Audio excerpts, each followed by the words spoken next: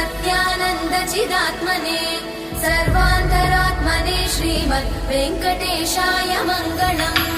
स्वतः सर्वविदे सर्वशक्तये सर्वशेषिने सुलभाय सुशीलाय वेङ्कटेशाय मङ्गलम्। परस्मै ब्रह्मणे पूर्णकामाय परमात्मने प्रयुञ्जे परतत्त्वाय वेङ्कटेशाय मङ्गलम्। आकालतत्त्वमशान्तमात्मनामनुपश्यताम् अतृप्त्यमृतरूपाय वेङ्कटेशाय मङ्गलम्। प्रायस्वचरणौ पुंसां शरण्यत्वेन पाणिना कृपया दिशते श्रीमद् वेङ्कटेशाय मङ्गलम्।